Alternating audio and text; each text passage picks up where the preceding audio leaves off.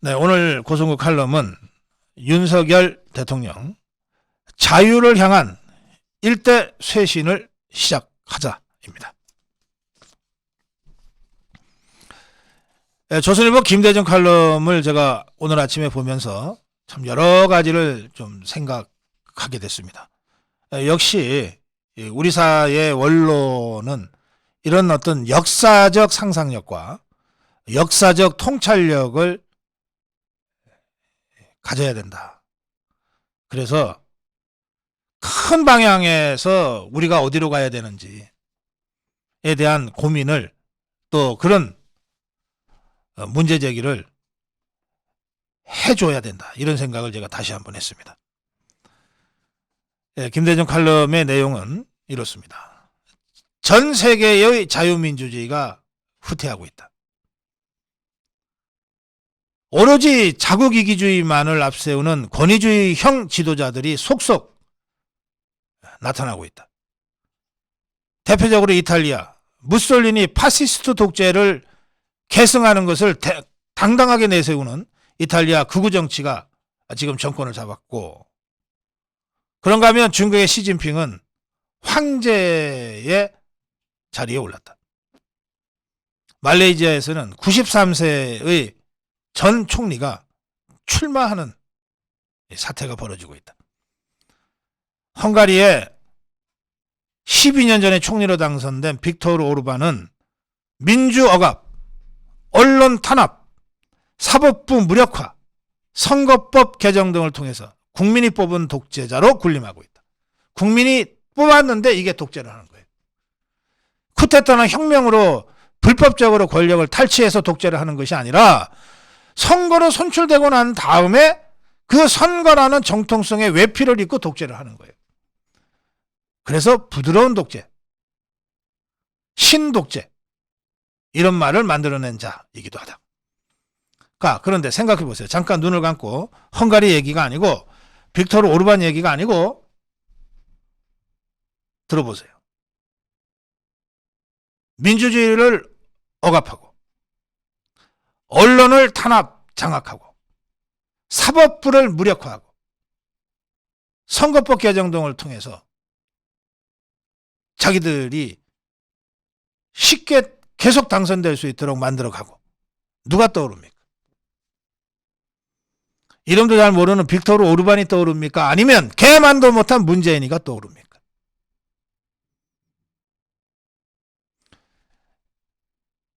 문재인 좌파 정권이 극성을 떨 때 나경원 당시 원내대표가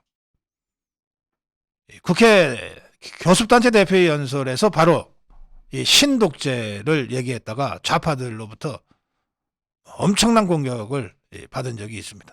바로 그 신독재, 부드러운 독재, 그 얘기를 김대중 주필이 다시 꺼낸 겁니다. 이처럼 세계는 자유민주주의로부터 비자유민주 또는 자유 없는 자유민주주의, 자유 없는 민주주의, 보통 자유민주주의는 리버럴 디모크라시인데 자유 없는 민주주의, 일리버럴 디모크라시로 이행하고 있다는 것이 전문가들의 분석이다. 쿠데타나 혁명이 아니라 적법한 민주 절차를 거쳐서 정권을 장악한 뒤에 지지층 결집으로 유권자를 분열시키고 편파적인 공약과 퍼주기로 한쪽의 세력을 극대화해서 반대자를 약화시키는 그런 부드러운 독재, 신독재가 횡행하고 있다. 스웨덴에 있는 브이뎀 연구소가 발표한 자료, 2012년 전 세계 42개 국가가 자유민주주의 국가였는데 10년 만인 2022년에는 42개가 34개 국가로 자유민주주의 국가가 감소했다. 자, 대한민국은 어디에 속할까요? 문재인 좌파 정권 5년을 생각해 보십시오.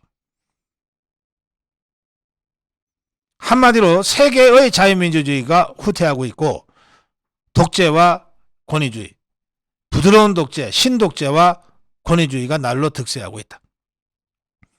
뉴욕대 리처드 필데스 교수는 이렇게 뉴욕타임스에서 주장했다. 민주적으로 선출된 정부가 공약을 이행하지 못할 때 국민들로부터 유리되고 불신과 신뢰철회를 초래하게 되면 그것을 해결하겠다고 나서는 권위주의적 지도자가 나타나기 마련이다.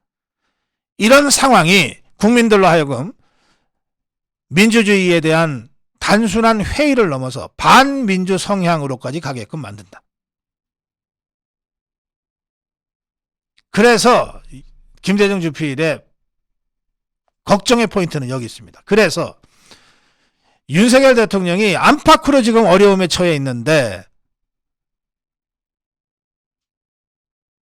그래서 윤석열 대통령이 실패하면 그러면 바로 권위주의 포퓰리스트들이 권력을 장악하게 되고 그 자들에 의한 부드러운 독재, 신독재가 다시 나타날 위험성이 매우 높다. 따라서 어떻게든 윤석열 대통령을 성공시켜야 한다 이겁니다. 그 부드러운 독재의 출현, 새로운 권위주의 정권의 출현, 좌파 포퓰리스트 정권의 출현을 막기 위해서라도 윤석열 대통령은 성공해야만 한다는 거예요. 그런데 지금 윤석열 대통령은 내외적으로 너무너무 어려운 상황에 처해 있다.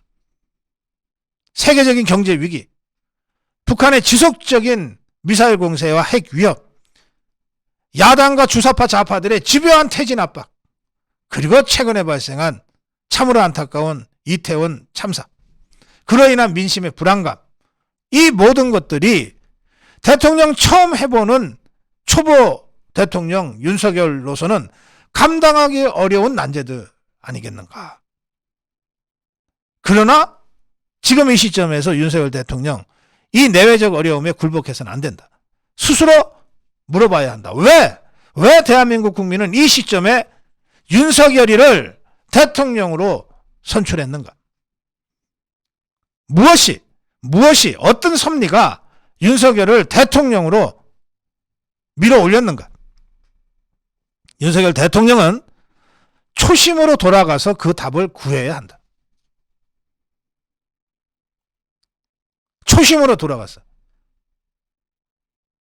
윤석열 대통령은 민주주의라고 그냥 말한 적이 없다. 늘 자유민주주의라고 얘기했다.